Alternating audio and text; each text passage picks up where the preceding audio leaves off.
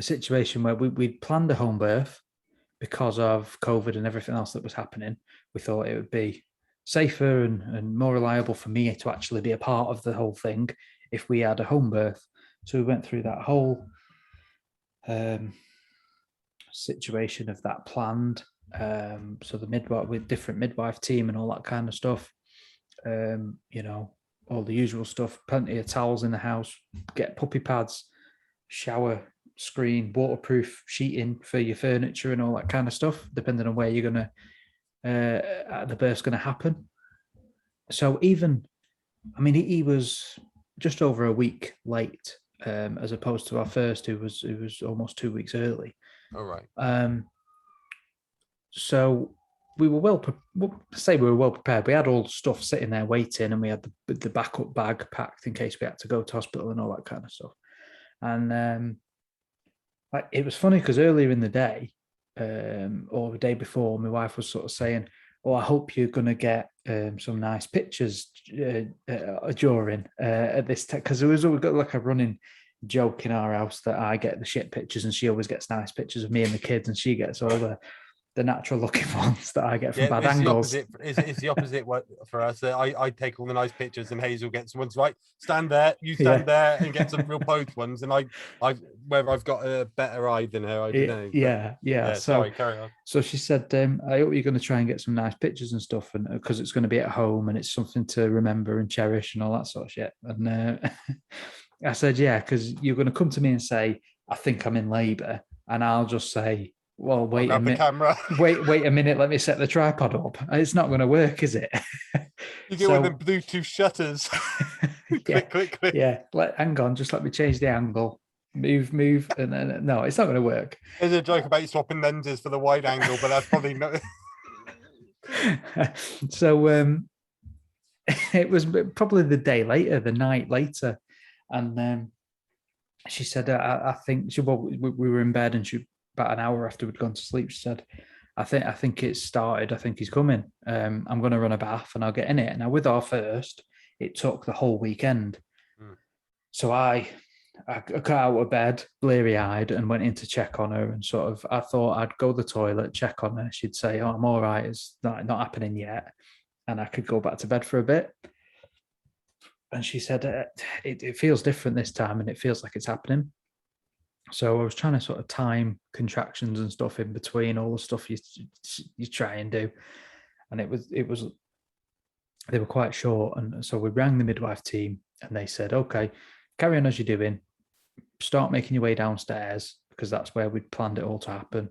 And I'll send the message out to the midwife, and she'll be on her way. She might.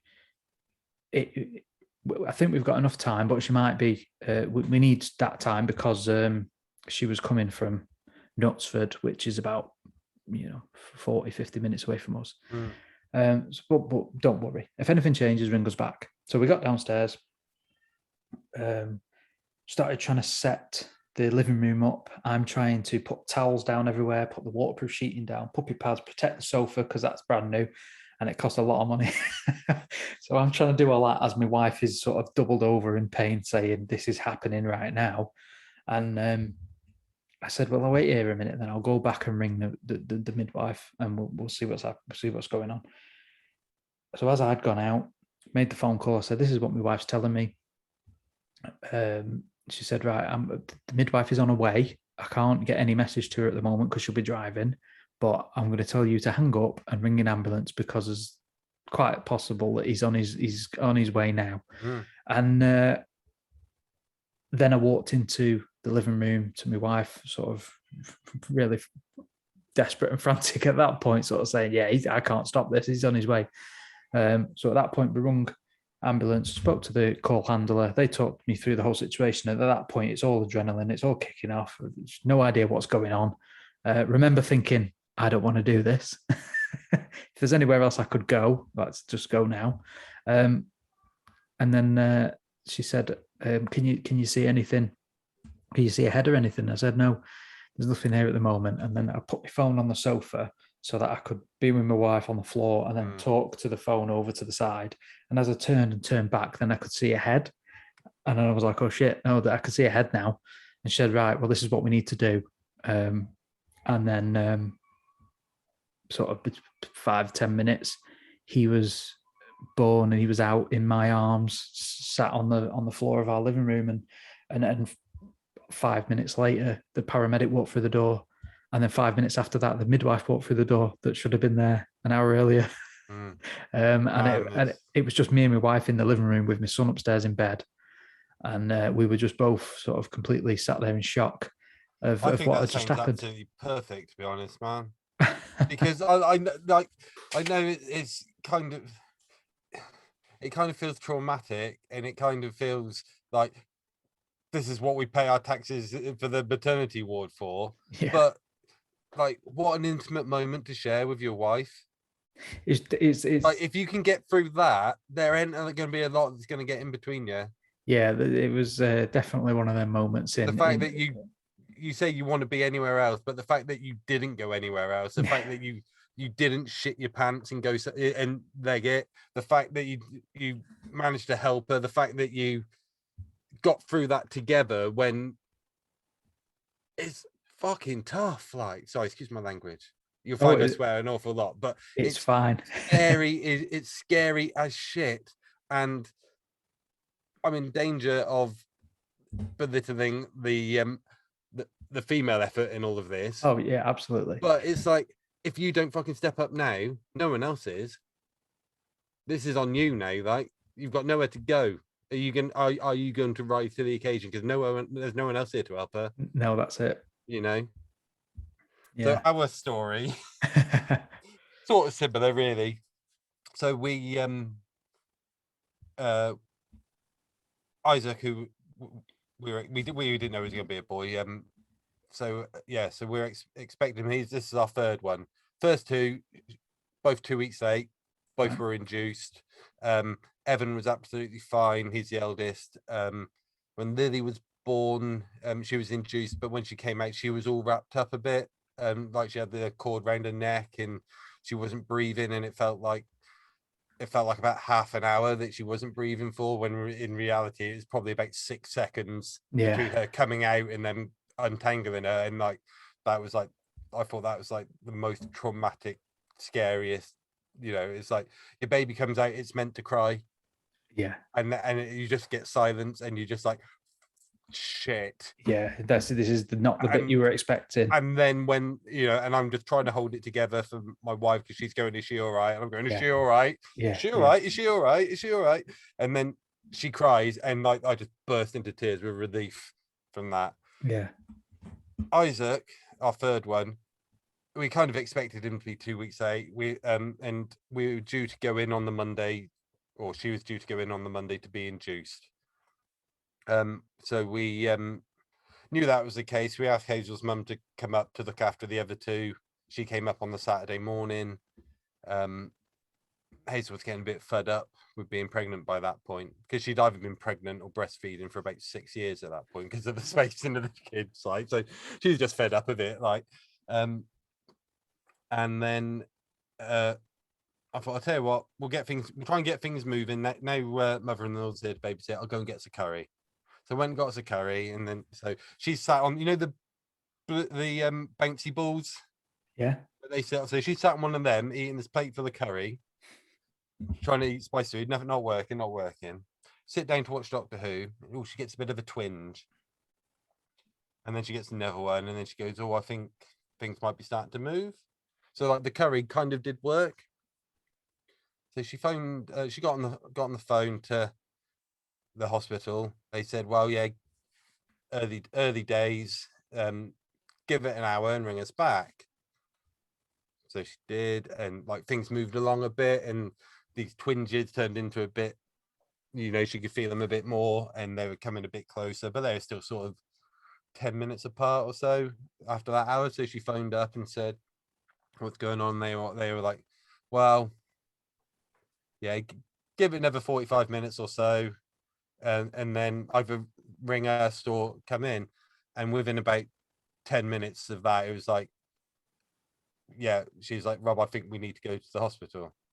So I was like, righto, ring the hospital, tell them you're coming in. So we phoned the hospital, Don't care. You're not going to put us off anymore. We're coming in. Even if we get there and you send us home, we're coming in. Get halfway to the car, which is about 20 yards away, and Hazel just stops. And she can't move, like she's hit with this like massive contraction, and she's just like, I can't fucking walk. I can't move. It's like, I'm like, oh, fuck. Get her in the car. We got about a 40-minute drive, about half hour, 40 minutes to the hospital.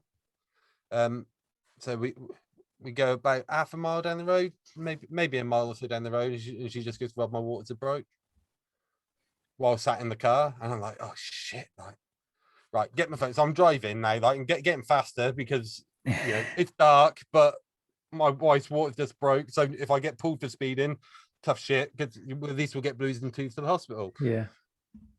Get the phone out, ring 999, put it on speaker. Yeah, my wife's waters are just broke. Well, then you need to pull over and let us come to you. So I found a pub car park, pulled into the pub car park. And then they talked us through it, like, you need to get her head down. So we got her in the back of the car. Can you see the head? I can't see anything. It's pitch dark. I've got an interior light and I can't see anything. And it was like, well, they said, well, have a bit of a, basically they said, have a route around and see what you can feel. And to be honest, I have a little bit of experience from growing up on farms, but don't tell my wife that's what I thought. I've delivered calves before and sheep, but don't tell the wife that's what I was thinking. Yeah. And I could feel the head, and then it was just like she said, Hazel was like, I don't want to push, but and the woman said, if you feel like pushing, just push, like. And she did, and next thing I know, I had a human being in my arms. Yeah. And it was like 1 minute there was nothing, and the next minute it was all there. Yeah. And it's just, it's like, well, like, I don't have the words to describe. Yeah, like, it wasn't there, and then he was. So and I found a jumper, and I wrapped him up in a jumper that had been kicking around in the car because we didn't have anything. Yeah, you weren't prepared. Like, at least we had stuff in the house. We were ready for it to happen. Yeah, the ambulance turned up about 10 minutes after. Right, the longest 10 minutes of your life. By that point, to be honest, the baby was there, and Hazel already had him feeding. Right. Okay. Yeah. Like, obviously, we've been through it. I had babies before, but two things I will say on the whole matter, right? You know how when you hear of baby being born in the back of the car, and they talk about it on the radio, and then they'll play the like the recording of the call to the operator. Yeah. There's no way they were playing mine. Where the there's this fucking ambulance. Say, I'm having a fucking baby in the back of a fucking car in a fucking car park, and there's no way they're playing mine on the radio. But that was the time I realized quite how strong and fucking hard my wife is. Yeah. Like, honestly, I think she had taken a couple of paracetamol like an hour earlier or something. But like, to go through that, and then everyone comes up to you after you sort of mention it to people that, like, you go back to work and it's like, oh, you had the baby, yeah. Oh, was it all straightforward? Well, yeah, apart from me delivering him in the back of the car. Oh, aren't you brave? Yeah. Me brave? What about my wife in a dark car with her legs akimbo, not knowing what the bloody hell's going on? Absolutely trying to push terrified. a human being out from between her legs. Yeah. That's brave. I didn't have a choice. Like I said to you, like, I had a choice, yes, but it happened so fast. You don't have the choice. Yeah.